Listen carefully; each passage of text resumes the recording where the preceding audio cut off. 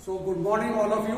तो आज का मेरा सेशन है इंटरव्यू असेसमेंट स्किल्स के बारे में और मेरा नाम है निशान चौधरी। मैं JSW energy limited company Barmer में जो है उसमें मैं as a human resource professional काम करता हूं और मुझे ह्यूमन रिसोर्स में रिक्रूटमेंट एक one of the important part होता है और उस रिक्रूटमेंट पार्ट के अंदर जो इंटरव्यूज लेना ये एक बहुत ही इम्पोर्टेंट उसके अंदर एक सेक्शन है।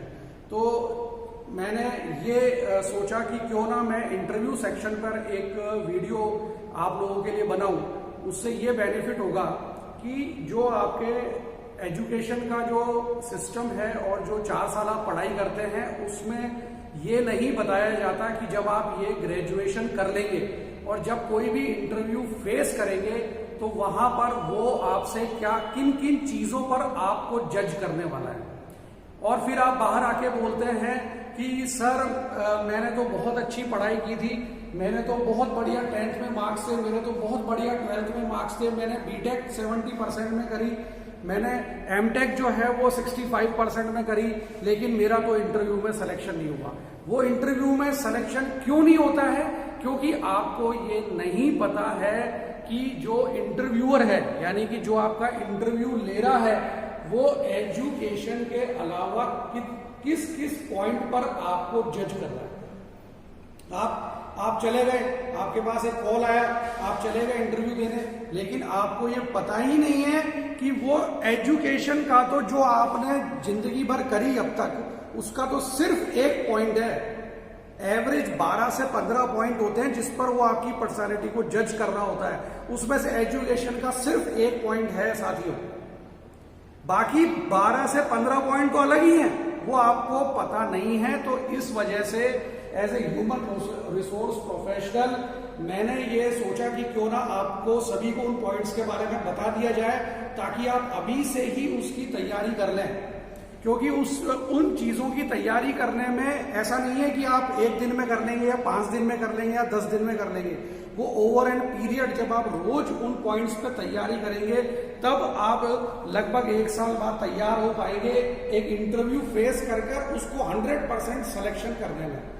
तो साथियों आगे बढ़ते हैं कि उसमें पहला पॉइंट जो है ये देखिए, ये एक सबसे पहले तो ये देखिए कि एक इंटरव्यू असेसमेंट शीट क्या होती है। ये किसी भी पर्टिकुलर कोई कंपनी की इंटरव्यू असेसमेंट शीट नहीं है, ये एक जनरल इंटरव्यू असेसमेंट शीट है, लेकिन कंपनीज के अंदर लगभग इसी तरह की इंटरव्यू शीट को काम में लिया जाता है, असेसमेंट शीट कहते हैं इसको। अब इसमें आप सबसे ऊपर देखिए कि आपको इंटरव्यू के लिए बुलाया गया तो आपका यहां पे नाम लिखा जाएगा, candidate name, position applied for. अब चूंकि आप बीटेक करके निकल रहे हैं, इंजीनियरिंग करके निकल रहे हैं, बीई करके निकल रहे हैं, तो आपको एज ए जीईटी लेंगे वो लोग, यानी कि ग्रेजुएट इंजीनियर ट्रेनिंग लेंगे, या आपको एक इंजीनियरिंग में ही लोअर पोस्ट पे लिया जाएगा अगर आप एक एक्स्ट्रा ऑर्डिनरी बंदे हुए कैंडिडेट हुए तो। उसके बाद आपका यहाँ पे इंटरव्यूअर होता है, यानी कि जो आपका इंटरव्यू ले रहा है वो, और जिस दिन ये इंटरव्यू हो रहा है उसकी डेट होती है। उसके बाद देखिए यहाँ पर जो पहला पॉइंट होता है वो क्या होता है, trend of performance and professional growth. अभी मैं आपको पॉइंट्स बोल देता हूं, पॉइंट्स बोलने के बाद में मैं आपको थोड़ा थोड़ा इन सभी पॉइंट्स का एक ब्रीफ डिस्क्रिप्शन दूंगा ताकि आपको आइडिया हो जाए कि मुझे इन फ्यूचर इन पॉइंट्स पे तैयारी कैसे करनी है। तो उसमें जो पहला पॉइंट होता है वो होता है trend of performance and professional growth. Second is problem solving and analytical skill. Third one is requisite skill for position. Fourth one is education. Fifth is experience as it relates to our industry. Ability to express oneself. Personal characteristics यानी कि attitude, appearance and personality. Self confidence and business maturity. 9th point is culture fit. 10th point is leadership management skill. 11th point is organisational and communication skill. 12th point is capacity for future development.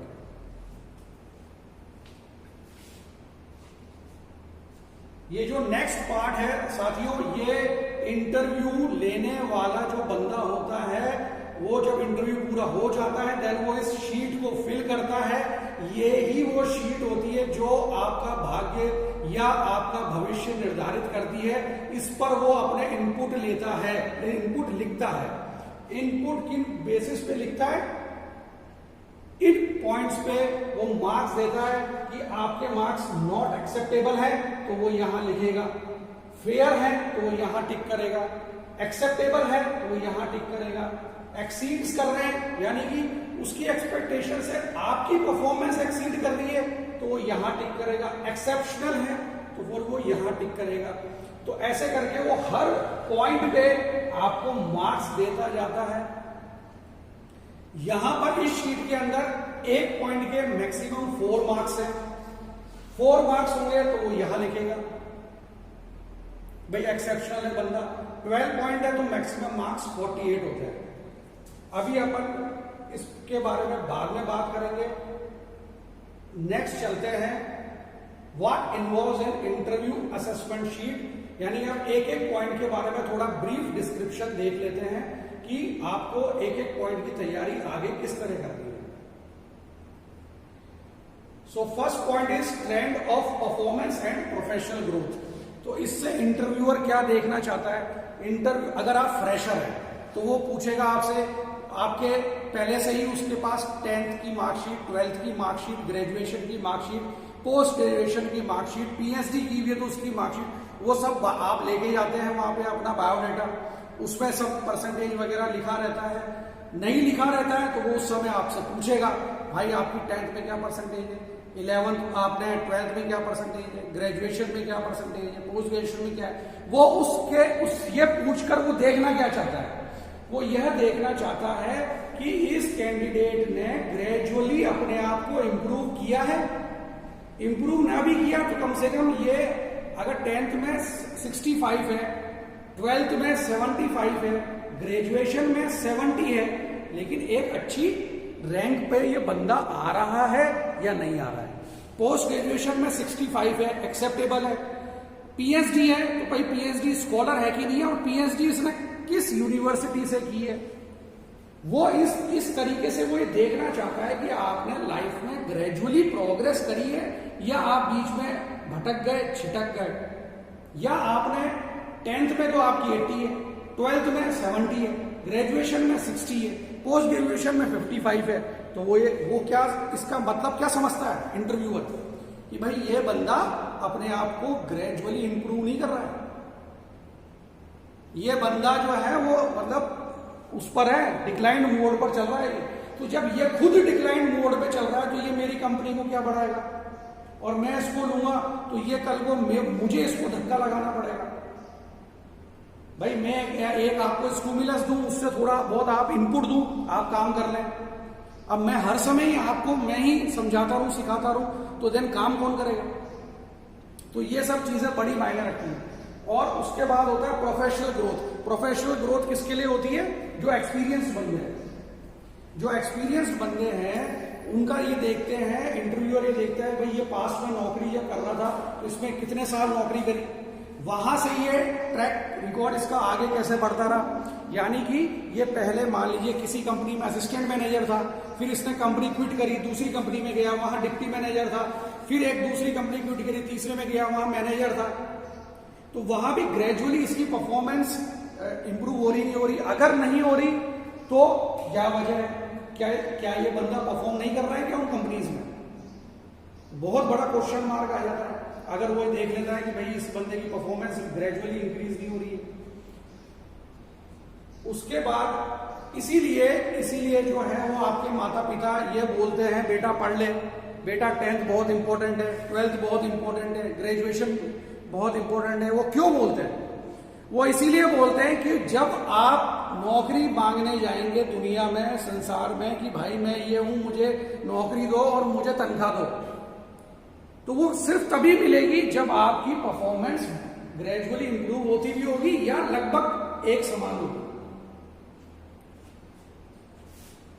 उसके बाद next point है साथियों, वो है problem solving and analytical skill. अब आपने पढ़ाई लिखाई कर ली, बहुत बढ़िया बात है, आपने किताबें, हो सकता है आपने किताबें रट ली और उस आपने क्वेश्चन आंसर पास कर लिए। अब वो ये चेक करेगा कि एक्चुअल में इस व्यक्ति की जो ये इंटरव्यू देने आया है, इंटरव्यूई है, इसकी एनालिटिकल स्किल क्या है। एनालिटिकल स्किल क्यों इंपॉर्टेंट है? क्योंकि साथियों अब 2020 में सब कुछ चलता है डाटा पे। यानी कि आप जैसे आप इंजीनियरिंग कॉलेज में हैं तो यहां भी आपका हर चीज डाटा बेस पे ही आगे गवर्न होती है।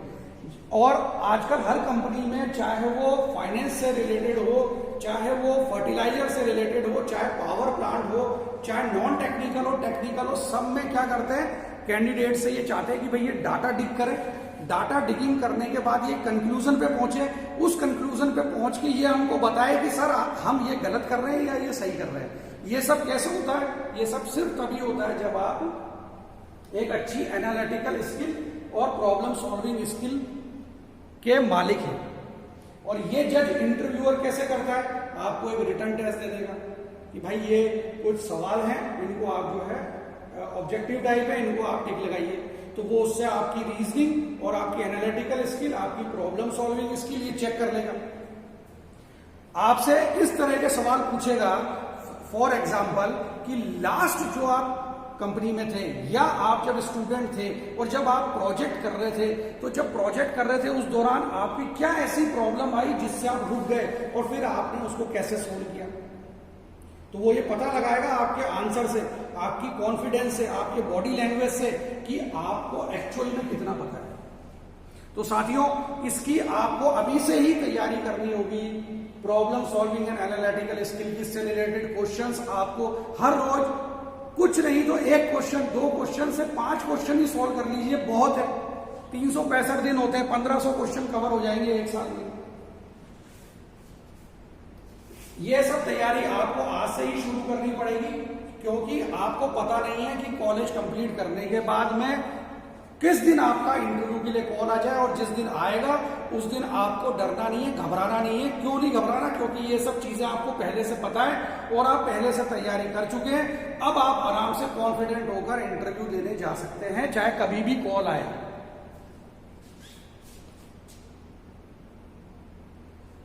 अब नेक्स्ट जो इंटरव्यूअर चेक करता है कैंडिडेट के अंदर, वो करता है रिक्विजिट स्किल फॉर पोजीशन। कि भाई मुझे एक बंदा चाहिए, सपोज करिए कि मुझे पावर प्लांट में एक बंदा चाहिए जो कि प्रेशर पार्ट्स पे काम करता है। तो पहली बात तो ये साथियों कि स्किल और कंपिटेंसी में क्या फर्क होता है। स्किल वो चीज होती है कि जो चीजें आपको पता है, यानी कि जो चीजें में आप कंपिटेंट हैं, उसको आप ग्राउंड पर कैसे परफॉर्म करते हैं। जैसे एक ड्राइवर है, उसने जो है एक छोटे स्कूल में ये सीख लिया कार कैसे चलाते हैं। अब उसकी स्किल कितनी इंप्रूव हुई है जब वो ग्राउंड पे यानी रोड पर कार को चलाएगा, और जितनी सेफ्टी के साथ कार को चलाएगा, ये उसकी उतना उसको स्किल वाला बंदा माना जाएगा। सेफ्टी के साथ और टाइमली जब वो अपने मालिक को, या ड्राइवर है तो अपना जो भी उसका कार ओनर है उसको वो सही टाइम पे पहुंचा दे विद सेफ्टी, सही टाइम पे ले आए, और उसका 1 साल में कोई एक्सीडेंट का रिकॉर्ड नहीं है और वो बहुत अच्छे से अपना सब काम कर रहा है, ये उसका स्किल है। उसकी कंपिटेंसी क्या होती है? कंपिटेंसी होती है जो आपके अंदर इनर स्ट्रेंथ है, जो आपको वो स्किल ग्राउंड पर करने के लिए आप में के अंदर वो कितनी कंपिटेंसी है, दैट इज कंपिटेंसी स्किल। अब इंटरव्यूअर क्या देखेगा कि भाई मैंने ये बंदा मुझे लेना है, तो काम करने के लिए लेना है, तो काम करने के लिए लेना है, तो इसमें वो स्किल है कि नहीं जो मेरा काम ग्राउंड पे कर दे। तो वो ये चेक करता है कि आपका पुराना एक्सपीरियंस कितना है। जैसे मान लीजिए मुझे रिफाइनरी में एक जीटी लेने हैं, तो मैं पेट्रोलियम इंजीनियरिंग ब्रांच के बच्चे लूंगा। क्यों लूंगा? क्योंकि उनके पास में एक तो उन्होंने पढ़ाई करी है पेट्रोलियम से रिलेटेड, उन्होंने कुछ प्रोजेक्ट वर्क किए होंगे किसी कंपनी में, बीच बीच में समर इंटर्नशिप में, तो इन लोगों को पास वो स्किल है जो मेरे छोटे मोटे काम ये कर सकते हैं बिना मेरे को ट्रेनिंग दिए, बिना मेरे को सिखाए। तो मैं देखूंगा रिक्विजिट स्किल फॉर पोजीशन है कि नहीं। तो इसीलिए जब भी आपकी समर इंटर्नशिप होती है या कॉलेज में छोटे मोटे प्रोजेक्ट होते हैं तो आपको सीरियसली करने होते हैं, क्योंकि इंटरव्यू में वो आपसे पूछेगा आपने कौन से प्रोजेक्ट किए, आपने इंटर्नशिप कहां से की है, तो आपने वहां कौन सा प्रोजेक्ट किया, वहां पर क्या झंडे गाड़े, वहां पर तुमने क्या ऐसा किया। अगर आपने उसका जवाब अच्छे से दे दिया तो वो आपके जो मैंने फर्स्ट शीट बताई थी वहां पर एक्सील्स में टिक कर देगा, तो आप आगे निकल जाएंगे दूसरे बच्चों से। वहां आप कुछ भी जवाब नहीं दे पाए, इधर उधर बगले झांकते रहे, सर ऊ करते रहे, तो भैया बेटर हो। जो जवाब देगा वो उसको मार्क्स मिलेंगे, जो नहीं देगा उसके एकेडमिक भले ही 72% में पास हो रहा है, लेकिन वो चूंकि वहां ये जवाब नहीं दे पा रहा, तो फिर वो भैया एवरेज में उसके टिक मार्क हो जाएगा, वो बंदा सेलेक्ट नहीं होगा। और 65% वाले ने अगर ये जवाब दे दिया तो उसके वहां पे वो टिक हो जाएगा। और फिर आप बाहर आकर कहेंगे साहब मैंने 70% है, 65 वाले को ले लिया। अरे 65 वाला परफॉर्म कर रहा है भाई। नेक्स्ट चलते हैं आगे, एजुकेशन। अब ये देखिए 12 पॉइंट में सिर्फ एक पॉइंट है एजुकेशन, जिस पर मैं प्रीवियसली भी आपको बता चुका हूं कि आपकी ग्रेजुएशन 10th 12th के मार्क्स, पोस्ट ग्रेजुएशन के मार्क्स, ये एक अच्छी स्थिति में होने चाहिए। अच्छी स्थिति बोले तो 2020 में ग्रेटर देन 72 होनी चाहिए, 10th में ग्रेटर देन 80 होने चाहिए, 12th में ग्रेटर देन 80 होने चाहिए, 75 है चलेगा, 10th में 75 है चलेगा, लेकिन ग्रेजुअली इंप्रूव भी होने चाहिए या लगभग स्थिर होने चाहिए 75। ग्रेजुएशन में 70 होने चाहिए। अब आप कहें साहब मैंने तो खूब पढ़ाई करी, आया नहीं, क्या करूं? अब क्या करूं? तो भैया अब क्या करूं, तुम 11 पॉइंट पे तैयारी करो। ठीक है, एजुकेशन तुम बिगड़ गए, बदमाशी करी तुमने, मस्तियां बहुत मारी, नहीं तुम पढ़ाई करे, कोई बात नहीं है, आगे जो 11 पॉइंट है उस पर तैयारी करो, ताकि वहां पे सेलेक्ट तुम्हारे मार्क्स ज्यादा है और ओवरऑल में तुम सेलेक्ट हो। लेकिन जो बच्चा खुद अपनी पढ़ाई ढंग से नहीं कर रहा है, सिंसियरली नहीं कर रहा है, सीरियसली नहीं कर रहा है, तो फिर वो दूसरे काम क्या सीरियसली करेगा।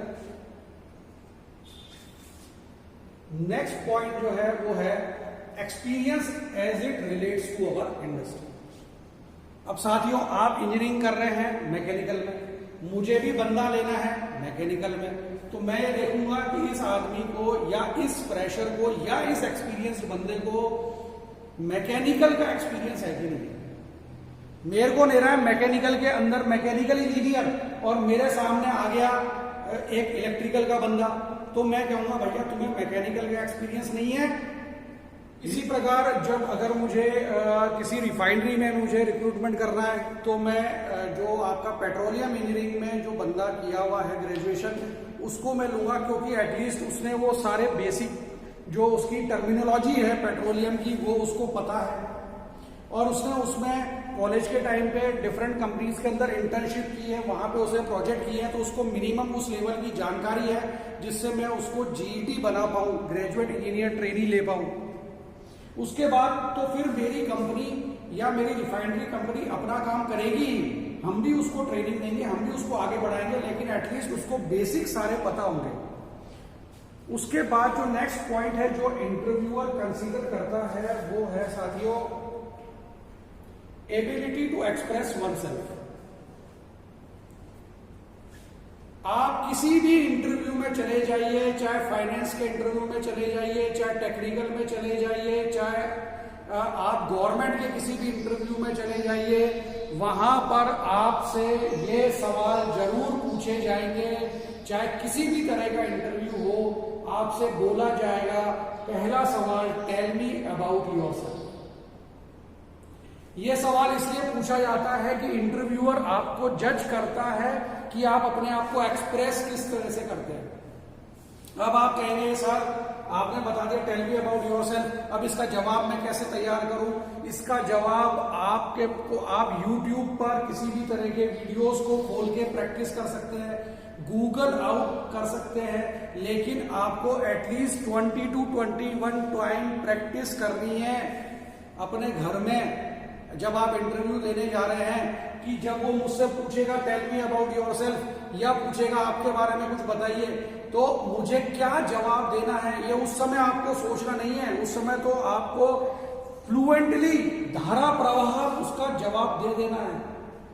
वो जब ये तभी होगा साथियों जब आप घर पे तैयारी करके जाएंगे अच्छे से। और ये एक बार तैयारी करनी है क्योंकि हर इंटरव्यू में ये कॉमन क्वेश्चन है और इसके भी सेट तरीका है जवाब देने का। वो आप YouTube पे बहुत ही अच्छे अच्छे वीडियोस हैं, टेल मी अबाउट योरसेल्फ को कैसे एक्सप्रेस करना है वो आप वहां से सीख के इसकी प्रैक्टिस शुरू करें। सेकंड है what are your habits and hobbies. इसका भी जवाब आपके पास तुरंत होना चाहिए, आप वहां पर सोचने नहीं बैठेंगे। तीसरा है please tell me your strength and weakness. बहुत इंपॉर्टेंट है।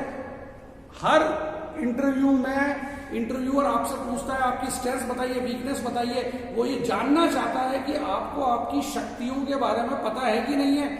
जब आपको अपने बारे में ही ढंग से पता नहीं है तो आप कैसे अपने आप को इस इंडस्ट्री के माहौल में डालेंगे। आपको अपनी वीकनेसेस पता होनी चाहिए। फिर वो आपसे पूछेंगे कि आप अपनी इस वीकनेस को जो आपने अभी बताई है आप इसको ओवरकम करने के लिए क्या करते हैं, आपने क्या किया। नेक्स्ट जो है what is your life purpose, कि आपकी जीवन जीने का पर्पस क्या है। इस तरीके से वो आपकी आइडियोलॉजी जानना चाहता है। इंटरव्यूअर ये जानना चाहता है कि आप जीवन को किस दिशा में सोचते हैं, आपका पर्पस क्या है लाइफ के प्रति। तो वो ये सब चीजें आपकी पर्सनालिटी को चेक करने के लिए करता है। Next is what is your life goal. तो वो ये देखना चाहता है कि मैं इस बंदे को ले रहा हूं तो ये कुछ गोल बना के भी काम करता है या एकदम बिखरावट के साथ काम करता है। लाइफ में सब कुछ ही बिखरा हुआ है, क्योंकि जो व्यक्ति के जीवन में बिखरावट होता है उसका कोई गोल नहीं होता है। और बिना गोल के जो लाइफ होती है वो एक महासागर के अंदर एक बिना पतवार की नाव की तरह होती है। जैसे महासागर हिचकोले खाएगा वैसे वो नाव चली जाएगी। उस नाव का खुद का कोई पर्पस नहीं होता है। ऐसे ही हम लोगों की बिना पर्पस की लाइफ होती है। अगर नहीं बनाया है तो, अगर बनाया है तो फिर बहुत ही बढ़िया बात है, इससे बढ़िया बात कोई नहीं है। आप वहां जवाब दे दीजिए, वो आपको बहुत अच्छी नजर से देखेगा, आपको ऐसे अच्छा कैंडिडेट लेगा और आपको अगर हम इसको मार्क्स में कहें तो वो आपको अच्छे मार्क्स भी देगा। नेक्स्ट है बहुत ही इंपॉर्टेंट पॉइंट जो है personal characteristics, attitude, appearance and personality. आपके पास इंटरव्यू का पहला कॉल आता है और आप जो है आप बड़े खुश होते हैं कि अरे भाई बड़े उस कंपनी में मेरा इंटरव्यू आ गया, बल्ले बल्ले हो गई, मजा आ गया, अपन इंटरव्यू देंगे, अपना सिलेक्शन हो जाएगा। अरे भाई नहीं होगा अगर आप तैयारी नहीं करिए, आप अच्छे से नहीं करके जाएंगे। क्यों नहीं होगा? क्योंकि वो वहां पे ऐसा कॉल 20 कैंडिडेट को और किया उसने, एक आप है उसमें से। वो 20 अगर ढंग से तैयारी करके जा रहे हैं उनमें से भी जो सबसे अच्छी तैयारी करेगा उसका होगा। आप चले गए, अगर मैं रॉ लैंग्वेज में कहूं, अगर आप मुंह उठा के चले गए इंटरव्यूअर के सामने, वो तुरंत आपकी बॉडी लैंग्वेज देख लेगा, अपीयरेंस देख लेगा कि ये बंदा। मैंने कई अपने खुद के कैरियर में कई ऐसे इंटरव्यू फेस किए हैं, बंदा आ गया जीन्स और टी शर्ट में आते ही, और जो है इंटरव्यूअर का दिमाग खराब कि भाई ये क्या कैजुअल रवैया अपना रखा है इसने। मैं यहाँ इंटरव्यू ले रहा हूँ, एक सीरियस काम कर रहा हूँ, मेरी कंपनी के लिए मुझे एम्प्लॉय लेना है जो मेरी कंपनी के अंदर काम करेगा, मेरी कंपनी को ग्रोथ देगा और खुद अपनी भी ग्रोथ करेगा। और मैं ये कैजुअल रवैया लेके इंटरव्यू देने आ गया। जब ये इस समय इसकी ये हालत है तो ये बाद में क्या करेगा? तो वाह भाई बैठे हो, वो इंटरव्यूअर आपसे बड़े हंस के बात करेगा। वो ऐसा नहीं है आपको बोलेगा ये तुम क्या पहन के आ गए, ये कुछ नहीं बोलेगा, वो बड़ा हंस के बात करेगा, बड़ा हंस के, हाँ जी मिस्टर महेश, अरे वेरी गुड यार, दिस बड़ा सब कुछ एकदम सही करेगा। आपको लगेगा अरे वाह वाह वाह सर तो मेरे से बड़ा इंप्रेस हो रहे हैं, मैं सेलेक्ट हो रहा हूं। अरे भाई वो सब उसके दिमाग में है। इंटरव्यूअर जो है, आप तो फ्रेशर है, ग्रेजुएशन करके गए, वो बंदा 20-20 साल इंडस्ट्रियल एक्सपीरियंस लेके अब आपके ऐसे इंटरव्यूअर बैठा है, उसको सब पता है। वो इन पॉइंट्स पे आपको बहुत ही गहराई से जज कर रहा है। किसी भी बात को हल्के में मत लीजिएगा। आपका अपीयरेंस, यानी अब आपके इंटरव्यू के लिए कॉल आया तो आप उसी समय आपके दिमाग में हो जाना चाहिए कि जिस दिन मैं इंटरव्यू देने जाऊंगा उस दिन मेरे फॉर्मल ड्रेस ये होगी। कोई भी डार्क कलर की शर्ट या तड़क भड़क वाली शर्ट जनरली अवॉइड करिए, तो बिल्कुल भी एक्सेप्टेबल नहीं है। लाइट कलर की shirt, lining shirt, pants, shoes, गर्मियां हैं तो ये अलाउ है। सर्दियां हैं तो आप ऊपर कोई मैचिंग का ब्लेजर पहन सकते हैं, लेकिन ब्लेजर वो जो आपके डिस्को वाला ब्लेजर है वो नहीं चलेगा। एक जो सोबर ब्लेजर होता है, अंदर लाइनिंग की शर्ट या लाइट कलर की शेडेड शर्ट्स चलेंगी, पैंट चलेगा और अच्छे शूज चलेंगे। तो ये आपका प्रोफेशनल अप्रोच बताता है कि भाई तुमने मुझे बुलाया है इंटरव्यू के लिए तो मैं भी एक सिंसियर कैंडिडेट हूं, मैं अपनी सिंसियरिटी के साथ तैयार होके आया हूं। पहला इंप्रेशन इज लास्ट इंप्रेशन। जब आप कमरे में घुसते हैं, जब वो इंटरव्यूअर आपको देखता है, वो जो इंप्रेशन उसके दिमाग में जाता है वो आपका पहला और लास्ट इंप्रेशन होता है। आपके चेहरे पर एक बहुत ही हल्की सी मुस्कुराहट होनी चाहिए। वो मुस्कुराहट किस बात की होती है कि भाई मैं कॉन्फिडेंट हूं, मैं इन चीजों पे मेरी तैयारी है, मैं इंटरव्यू की तैयारी करके आया हूं, अब मैं इन चीजों के लिए तैयार हूं। वो इन चीजों को इंडिकेट करती है। फालतू का हंसी मजाक नहीं करना है at the time of interview. उसके बाद आपका एटीट्यूड चेक करेंगे। वो एटीट्यूड को वो कई तरह के क्वेश्चंस पूछ के चेक कर सकते हैं। जैसे वो ये क्वेश्चन पूछ सकते हैं कि अगर मैं आपको इस इंटरव्यू में सेलेक्ट नहीं करता हूं तो आप क्या करेंगे। तो उससे आप पता चलेगा कि इस बंदे का एटीट्यूड कैसा है, आप क्या जवाब देते हैं, उससे वो जज कर लेगा। इसी तरह के कई तरह के केस स्टडी डाल देगा आपके सामने, जिससे ये पता कर लेगा कि इस बंदे का एटीट्यूड कैसा है। जैसे फॉर एग्जांपल एक इंटरव्यू में जो है मुझसे पूछा गया कि अगर आपका बॉस एक कॉन्फिडेंशियल फाइल आपकी टेबल पर गलती से छोड़कर जाता है तो आप क्या करेंगे। तो वो मुझसे क्या चेक करना चाह रहा है, वो मुझसे चेक करना चाह रहे हैं मेरा एटीट्यूड, कि मैं किस तरह से इस चीज का जवाब देता हूं माफ कीजिएगा, तो मैं किस तरह का बंदा हूं। पॉजिटिव एटीट्यूड है, नेगेटिव एटीट्यूड है, मिक्स्ड एटीट्यूड है क्या। उसके बाद देन पर्सनालिटी। तो ये जब एटीट्यूड मिलेगा, आपका अपीयरेंस मिलेगा, उससे आपके पर्सनालिटी का ओरा बनेगा। उस पर्सनालिटी के ओरे से वो आपको जज करेगा और जो मैंने पहली शीट बताई थी उसमें वो या बढ़िया मार्क्स देगा या बीच के मार्क्स देगा या कहेगा भाई ये तो एक्सेप्शनल बंदा है। एक्सेप्शनल बंदा कब होता है, जब आप इंग्लिश भी बहुत बढ़िया कम्युनिकेशन में बोल रहे हैं, आपकी पर्सनालिटी भी अच्छी है, आपने अच्छे ड्रेसअप होके गए हैं, आपके चेहरे पर एक सिंसियरिटी है, आपके चेहरे पर एक तेज है, आपकी आंखों में एक चमक है, आप सब कुछ उसके वो पूछ रहे हैं और वो आप एग्जैक्टली जवाब दे पा रहे हैं। 100% कुछ भी सच नहीं होता है, 100% कुछ भी आउटपुट नहीं होता है। वो ये बात इंटरव्यूअर को भी पता है कि भाई 100% नहीं दे पाएगा, लेकिन हम कोशिश तो करें 100% की। डिलीवर होगा 90%, 85%, लेकिन कोशिश 100% की करेंगे, तब 85% डिलीवर होगा, तब 90% डिलीवर होगा। तब इंटरव्यूअर के दिमाग में आपकी एक छवि जमेगी कि हाँ यार ये बंदा है, इसको तो भाई अपनी कंपनी में लेना चाहिए। आगे बढ़ते हैं।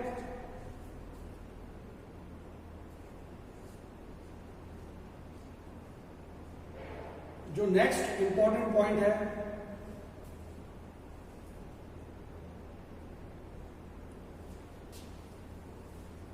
ये सभी चीजें जो है मैंने आपको बोलकर समझा दी है कि किस तरीके से केस स्टडी दी जाती है।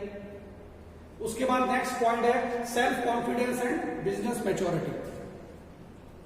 बिजनेस मैच्योरिटी क्या होती है? बिजनेस मैच्योरिटी होती है कि आपके पास किसी कंपनी का कॉल आता है कि भाई अब आपको 4 दिन बाद इस इंटरव्यू के लिए आना है। आपको पहला काम क्या करना है साथियों? आपको पहला काम ये करना है कि तुरंत उस कंपनी के बारे में गूगल आउट कर देना है। वहां जाके वो आपसे ये जरूर पूछेगा कि भाई मिस्टर पवन, तुम यहां आ गए हो इंटरव्यू देने, ये कंपनी है, सपोज करिए कि राम शुगर कंपनी, तो राम शुगर कंपनी जो है वो क्या बनाती है और इस कंपनी के बारे में तुम क्या जानते हो? वो ये क्वेश्चन पूछकर क्या जानना चाहता है? वो ये जानना चाहता है कि आप जब आए इंटरव्यू के लिए और इंटरव्यू कॉल जब मैंने किया था तो आपने उस कॉल को सीरियसली लिया है? अगर सीरियसली आपने लिया है तो जरूर आपने मेरी कंपनी के बारे में गूगल में पढ़ा होगा, आप पढ़ के ही इंटरव्यू देने आए होंगे। अगर आप में बिजनेस मैच्योरिटी है तो। अब आप बोलेंगे सर राम शुगर कंपनी ये करती है सर, इसका टर्नओवर इतने लाख रुपए है सर, इसके प्रोडक्ट ये हैं सर, और इसका एक पावर प्लांट है सर, और उस पावर प्लांट से ये अपनी मशीनरी चलाती है और जो बची हुई बिजली है उसको सेल आउट कर देती है। इतना भी आपने बोल दिया तो वो जो इंटरव्यूअर है वो ये कहेगा यार ये बंदा बिजनेस मैच्योर बंदा है। और अगर इसका उल्टा उसने पूछा आप बताइए थोड़ा आप मेरी कंपनी के बारे में क्या जानते हैं, और आपने कहा सर वो तो सर आप मुझे जब सेलेक्ट करेंगे ना सर, और जब मैं आपके नौकरी शुरू करूंगा वो तो सर उसके बाद पता चलेगा। तो बैठे रहो भैया, अब बैठे रहो। वो इंटरव्यूअर कुछ नहीं बोलेगा, इंटरव्यूअर कहेगा वेरी गुड वेरी गुड, पर वो जब आपके मार्क्स जब देने होंगे उस समय क्या करेगा? ये तो फेयर बंदा है, मतलब कम इसकी कैपेबिलिटी है। सेल्फ कॉन्फिडेंस वो आपका चेक करेगा कि आपके अंदर जो है आगे बढ़ने के लिए कितनी पॉसिबिलिटीज हैं। आपसे डिफरेंट टाइप ऑफ क्वेश्चन पूछेगा सेल्फ कॉन्फिडेंस जानने के लिए। उसके बाद जो अगला पॉइंट है जो बहुत ही इंपॉर्टेंट पॉइंट है जिस पर वो आपको जज करेगा वो है कल्चर फिट। यानी हर कंपनी का, हर ऑर्गेनाइजेशन का एक कल्चर होता है। अभी जैसे आपका इंजीनियरिंग कॉलेज है तो इंजीनियरिंग कॉलेज का एक कल्चर है, उसका एक तरीका है, उसका एक सेट पैटर्न है काम करने का। यहां भी लोग लेक्चरर्स है, असिस्टेंट प्रोफेसर है, प्रिंसिपल है, बाबू है, वो सभी तरह का स्टाफ है, सभी तरह की एक हायरार्की है। तो इसका यहाँ का इंजीनियरिंग कॉलेज का एक कल्चर है, लोग यहाँ काम करते हैं, यहाँ भी अपॉइंटमेंट्स होते हैं, यहाँ भी इंटरव्यू होते हैं, यहाँ का एक कल्चर है। सेम इसी प्रकार आप किसी प्राइवेट कंपनी में जाएंगे, सपोज करिए केयर इंडिया है, जेएसडब्ल्यू एनर्जी है, तो उसका एक कल्चर है। जो जेएसडब्ल्यू एनर्जी का कल्चर है वो केयर इंडिया का नहीं है। जो जेएसडब्ल्यू एनर्जी का कल्चर है वो टाटा स्टील का नहीं है, क्योंकि वो स्टील बनाता है, हम लोग पावर प्रोड्यूस करते हैं। तो हमारा एक सेट पैटर्न है काम करने का, स्टील का अपना एक सेट पैटर्न है काम करने का। तो अभी आप कहेंगे भाई अब मैंने आपको बुलाया इंटरव्यू के लिए तो मैं ये चाहूंगा कि ये बंदा मेरी इंडस्ट्री के कल्चर में फिट हो सकता है नहीं हो सकता, तो मैं उसकी पॉसिबिलिटी आप में देखूंगा। आपसे पूछूंगा भाई आपने स्टील कंपनीज में पहले कभी आपने काम किया है, या अगर आप फ्रेशर है तो आपने कोई इंटर्नशिप की है वहां पर, आपने वहां पे कोई प्रोजेक्ट किया है क्या, या स्टील कंपनी के बारे में आप कितना जानते हैं। अगर आपने जवाब दे दिया तो बल्ले बल्ले, मजा आ गया। वो कहेगा यार वो बहुत ज्यादा आपसे अल्बर्ट आइंस्टीन के आंसर नहीं मांग रहा है कि आप बहुत गहराई में जाके जवाब दे रहे हैं। वो चाह रहा है कि भाई ये इंटरव्यू है तो एटलीस्ट इसको 9 से 10 पॉइंट तो पता होने चाहिए ना। वो ये देख रहा है। अगर आप बिल्कुल चुप रहते हैं कुछ भी नहीं होगा भाई, कोई सिलेक्शन नहीं होगा। आपको जवाब देना पड़ेगा, कम्युनिकेशन करना पड़ेगा। ये सब एकदम नहीं होगा। आपको अभी से तैयारी करेंगे तब जाके आप उस दिन एकदम कॉन्फिडेंटली धीमी मुस्कुराहट के साथ बैठ पाएंगे और अपने आप को एक्सप्रेस कर पाएंगे। आप ये सोचेंगे अरे यार अभी तो बहुत टाइम है, अभी तो मैं आराम से जो है फाइनल ईयर कर लेता हूं और फिर उसके बाद देखी जाएगी यार कौन आएगा। नहीं होगा। एटलीस्ट जो 3rd ईयर में बंदे हैं वो अभी से तैयारी शुरू करें। जो नेक्स्ट पॉइंट है साथियों वो है लीडरशिप एंड मैनेजमेंट स्किल। मैं जो है इस सेशन के लास्ट में मैं आपको फिर से उसी शीट पे लेके चलूंगा जहां पे इंटरव्यूअर इंटरव्यूई को एसेस कर रहा है और जब मार्क्स देता है तो वहां पर एक पॉइंट होता है कि भाई ये एक्सेप्शनल बंदा है क्या। अगर एक्सेप्शनल बंदा है और उस पर वो इंटरव्यूअर टिक लगा देता है, यानी कि आपकी पढ़ाई लिखाई भी आपने बहुत बढ़िया करी, आप वो बाकी 11 पॉइंट्स के जवाब भी बहुत बढ़िया दे रहे हो, वो देखते हैं यार ये तो गजब का बंदा है। तो यानी इसका मतलब है इसके अंदर लीडरशिप क्वालिटी है। अगर मैं इसको लेकर, अगर मैं उस स्टाइल में, उस पैटर्न में मैं इसको ट्रेन करूं, इसको ट्रेनिंग दूं, तो ये नौकरी भी करेगा, मेरे से ट्रेनिंग भी लेगा और 2 साल बाद मैं इसको प्रमोट भी कर सकता हूं। तो वो ऐसे बंदे ढूंढते हैं जो, एक तो होता है मिडिल लेवल के बंदे, यानी भैया ये तो इसके अंदर ज्यादा जो है वो पोटेंशियल नहीं है, तो ये मीडियम स्टाइल में आगे बढ़ता रहेगा। पर इस बात से निराश होने की जरूरत नहीं है। क्यों नहीं है? क्योंकि कई बार ऐसा होता है कि स्टूडेंट मिडिल स्टेज पे ले लिया जाता है, लेकिन बाद में स्टूडेंट के अंदर ट्रांसफॉर्मेशन होते हैं, बाद में स्टूडेंट के अंदर काफी ज्यादा परिवर्तन होता है पर्सनालिटी में, जैसे जैसे वो दुनिया को देखता है, तो बाद में उसको ये सब बातें और अच्छे से समझ में आने लग जाती हैं। देन वो किसी कंपनी को चेंज कर लेता है, वहां पे वो बहुत बढ़िया परफॉर्म कर लेता है। लेकिन जब आप एज ए फ्रेशर इंटरव्यू देने जा रहे हैं, तब आपके अंदर वो ये सब चीजें 11 पॉइंट्स पे जज करता है, 12 पॉइंट पे जज करता है। लीडरशिप मैनेजमेंट स्किल, वहां पे अगर आपका परफॉर्मेंस बढ़िया रहता है तो वो ये देखता है कि भाई इसको हर 2 साल में अपन प्रमोट करेंगे और इसको अपन बढ़िया ट्रेनिंग देंगे, इसको नेक्स्ट सेक्शन में भेजते जाएंगे। वहां पर एक आउटपुट तो देगा ही, क्योंकि ये तो बढ़िया बंदा है, मैनेजमेंट का बंदा है, लीडरशिप स्किल है इसके अंदर। तो आई थिंक आपको मेरी बात समझ में आ गई होगी। अब नेक्स्ट जो पॉइंट है वो है साथियों organisational and communication skill. Organisational skill क्या होती है? यानी कि एक ऑर्गेनाइजेशन कैसे रन करती है उसकी मोटी मोटी जानकारी आपको होनी चाहिए। मोटी मोटी जानकारी। एक ऑर्गेनाइजेशन के रन होने के लिए हमको जो है रॉ मटेरियल चाहिए होता है, मशीन चाहिए होती है, मैन चाहिए होता है।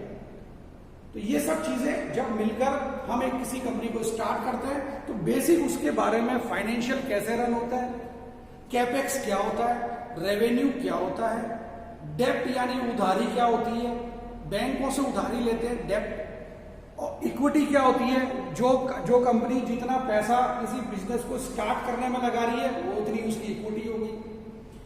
डेप्ट टू इक्विटी रेशियो कितना होता है, यानी इसने पैसे कितने लगाए और इसने बाजार से उधार कितना लिया, तो वो डेप्ट अपॉन इक्विटी रेशियो होता है। वो ज्यादा नहीं होना चाहिए। सिंपल सी बात है कि अगर हम उधारी ज्यादा करेंगे और खुद का पैसा कम लगाएंगे तो हमारा जो प्रॉफिट है वो तो किस चुकाने में ही चला जाएगा।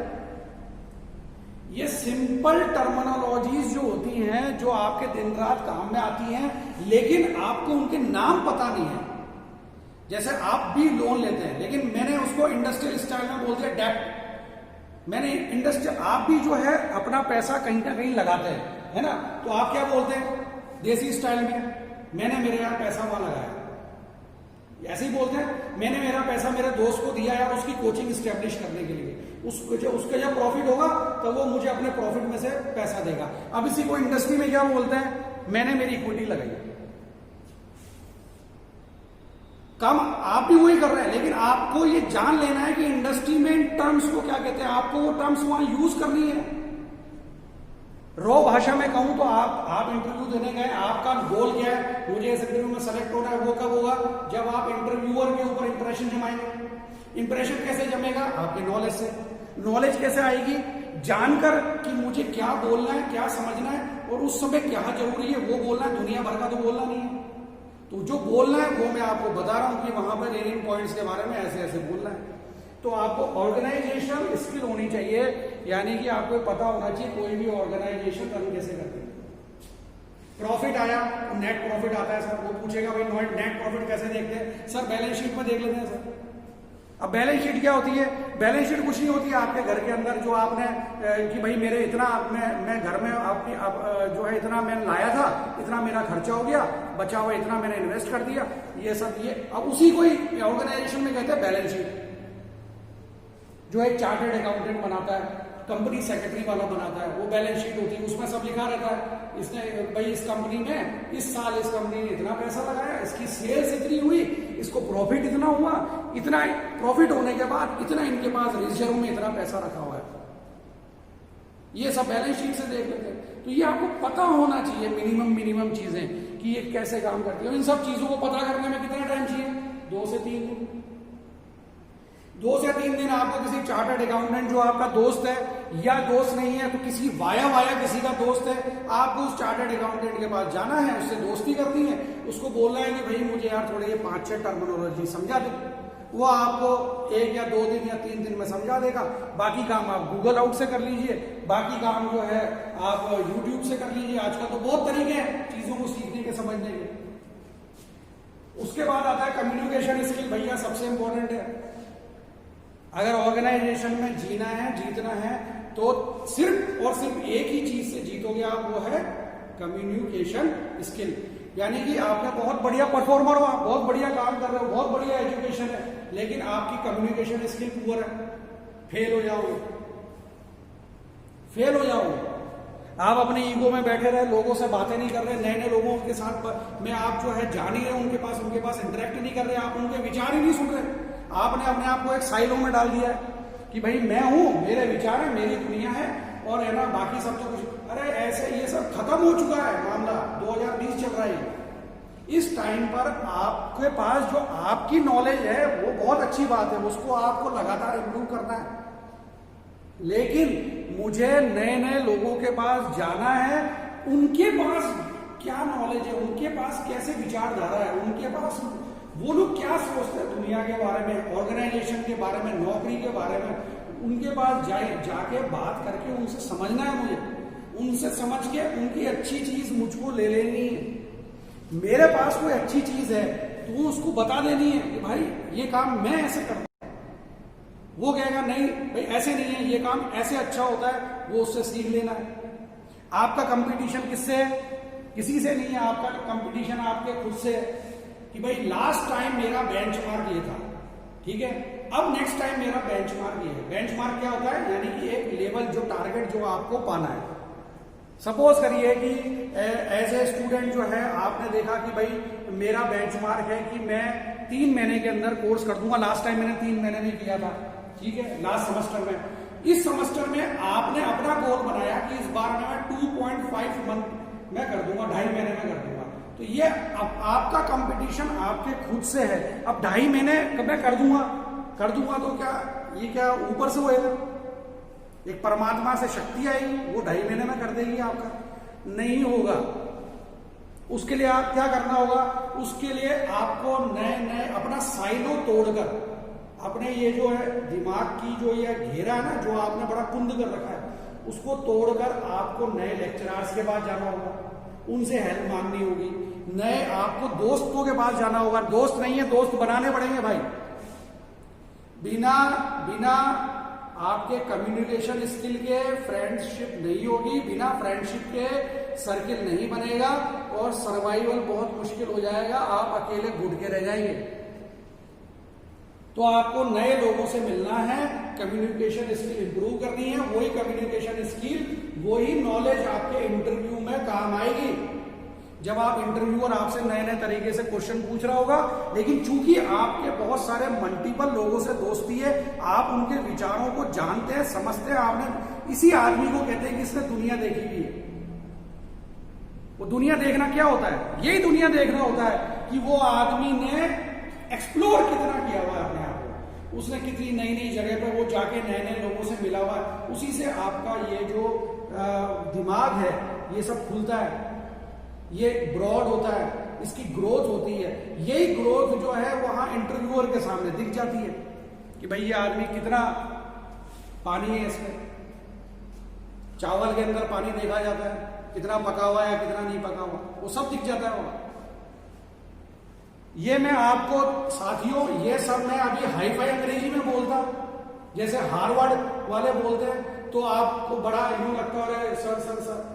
मैं अभी आपको एकदम वही बातें जो वो लोग बोलते हैं बहुत हाई फाई अंग्रेजी में, मैं आपको बहुत सिंपल लैंग्वेज में समझा रहा हूं। ये बातें आपको कोई नहीं बताएगा, किसी भी कॉलेज में, किसी बुक में कोई नहीं बताएगा। लेकिन ग्राउंड पर जब आदमी चलता है तो मैं जो आपको बता रहा हूं, ये भी मैंने मेरे अनुभव से सीखा जीवन के 20 साल देने के बाद। और यही बातें काम आती हैं, ये छोटी बातों से ही और इन्हीं चीजों से ही जीवन चलता है। बड़ी बड़ी और हाई फाई बातों से जीवन नहीं चलता है। तो साथियों,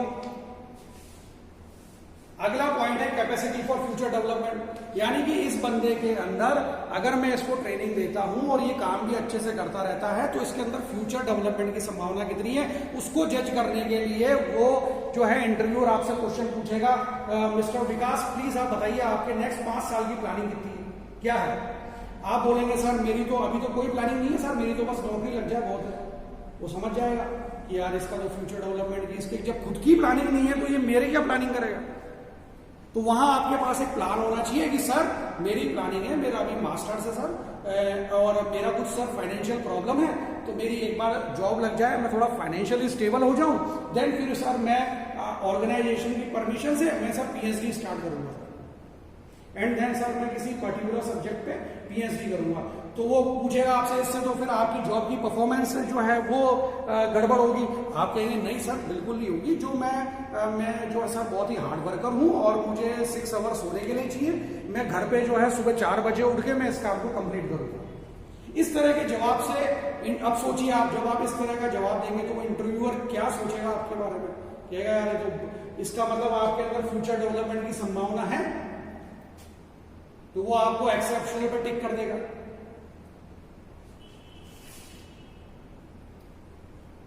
साथियों ये जो है टोटल 12 पॉइंट्स के बारे में मैंने आपको बताया। अगर आप चाहते हैं कि ये किस तरह से और अच्छे से इंप्रूव हो तो इसी में ही आपको डिटेल स्टडी करनी पड़ेगी और मेरे वीडियो को आप दोबारा देख लीजिएगा, क्योंकि कई बार जब हम रेगुलर देखते हैं तो कुछ चीजें मिस हो जाती है, दोबारा देखने से वो चीजें फिर से रिकॉल आ जाती हैं। अब अपन एक बार फिर से चल लेते हैं फर्स्ट शीट के ऊपर। जब आपको इंटरव्यूअर ने ये जो 12 पॉइंट जो मैंने अभी आपको समझाए, इस पर उसने आपको मार्क्स दे दिए कि भैया नॉट एक्सेप्टेबल, जैसे for example capacity for future development जो अभी लास्ट में मैंने आपको बताया और आपने वो जवाब दे दिया जो मैंने आपको बोला, तो वो आपको किस में डाल देगा, एक्सीड्स में डाल देगा या आपको एक्सेप्शनल में डाल देगा, या आपके मार्क्स बढ़ जाएंगे। इन सभी चीजों को, जैसे कल्चर फिट, तो अगर आपको कोई रिफाइनरी कंपनी है और आप पेट्रोलियम के बंदे हैं और आपने जवाब दे दिया पेट्रोलियम कंपनियों के बारे में, सर पेट्रोलियम में ऐसे होता है, ये होता है, वो होता है, ये होता है, वो होता है, ज्यादा नहीं है, 9-10 लाइनें बोलनी होती है, बस इतना बोलते ही वो आपको चुप करा देगा, बस ठीक है सर। वो उसने देख लिया कि आप तैयारी करके आए हो, आप कोई मतलब ऐसे मुंह उठा के नहीं आ गए, आपको वो तुरंत या एक्सीड्स में डाल देगा या एक्सेप्टेबल में डाल देगा, तो आपके टोटल ओवरऑल मार्क्स बढ़ जाएंगे। बढ़कर जब वो टोटल आपकी ये शीट पे आएगा तो साथियों यही है सारा चमत्कार। तो यहां आपका ओवरऑल स्कोर जो पिछली वाली शीट पे टोटल हुआ यहां आ जाएगा। अब अगर हम यहां पर सभी पॉइंट्स पर अगर मैं 4 मार्क्स देता हूं एक्सेप्शनल, तो ये 48 12 पॉइंट 48 पॉइंट हो जाते हैं। सर इलाज कैसे करते हैं, ऐसे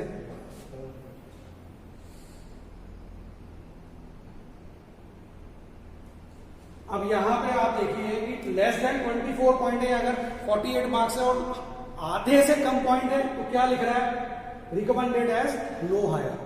तो आपके वहां जो पॉइंट्स आए अगर वो कम आए तो वो तुरंत उसी टाइम ही लिख देगा भैया ये बंदा एक्सेप्टेबल नहीं है, इसको नहीं लेना है।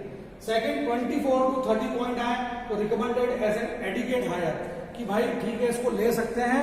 फिर वो अकॉर्डिंग टू जॉब वैकेंसी कि भाई 1 बंदा लेना, 2 बंदे लेने, 3 बंदे लेने, उसमें फिर जिसके मार्क्स ज्यादा आएंगे, अगर किसी के 30 आए कट गया, 32 वाला सेलेक्ट, 31 वाला सेलेक्ट, 30 वाला उसको कह देंगे सर आप बाद में वैकेंसी होगी तो आपको बुलाया जाएगा। उसके बाद आता है greater than 32 points recommended as a top grade hire, यानी जो मैंने आपको बताया था वो बंदा जो हर 2 साल में प्रमोट होगा, वो कंपनी वहां देखिए इंटरव्यूअर पहले से ही सेलेक्ट कर दिया ये बंदा टॉप नॉच बंदा है, इसको अपने को ये बढ़िया काम करेगा, इसको अपन ट्रेनिंग देंगे, हर 2 साल में प्रमोट करेंगे, ये आगे से आगे इसको अपन बढ़ा देंगे। ये वहीं पे ही उसी टाइम पे ही वो सेलेक्ट कर लेता है। रिकमेंडेशन फॉर हायर वो लिख देगा यस और नो पे टिक कर देगा। उसके बाद interviewers comments and reason supporting recommendation, यहां पर वो लिख देगा कि भैया इस बंदे को लेना है तो इसलिए लेना है, और अगर नहीं लेना है तो इसलिए नहीं लेना है। वो यहाँ कमेंट लिख देगा, नीचे साइन कर देगा, डेट डाल देगा और फिर उसके बाद please return completed form of you to human resource as soon as possible. यानी कि वैसे तो हर इंटरव्यू में एक एचआर का प्रोफेशनल साथ में बैठता है, ह्यूमन रिसोर्स का प्रोफेशनल साथ में बैठता है। अगर नहीं बैठता है तो उसको फिर ये शीट फिलअप करके as soon as HR department में सबमिट करनी होती है, क्योंकि इस जो पर्टिकुलर इस इंटरव्यू के बाद में बाकी सारा काम जो है वो ह्यूमन रिसोर्स डिपार्टमेंट का होता है कि इसकी सैलरी किस तरह से डिसाइड करनी है और इसको बाकी सब चीजों को किस तरह से इसके साथ में कॉप अप करना है। तो साथियों, आई थिंक कि मेरा ये जो इंटरव्यू स्किल्स या इंटरव्यू असेसमेंट शीट में क्या क्या होता है, ये जो एक रहस्य बना हुआ था वो मैंने आपके सामने आज खोल दिया है। और आई थिंक ये इतना यूजफुल और वैल्यूएबल है जो आपकी एंटायर लाइफ काम आता रहेगा जब भी आप कोई इंटरव्यू देने जाएंगे। So thank you very much. And अगले इसी तरह के जो कोई इंटरेस्टिंग टॉपिक है जो आपके प्रिंसिपल सर सेलेक्ट करेंगे, उनसे बात करके म्यूचुअल डिस्कस करेंगे, उसको लेकर मैं फिर हाजिर होऊंगा। तब तक के लिए निशान चौधरी की तरफ से गुड बाय।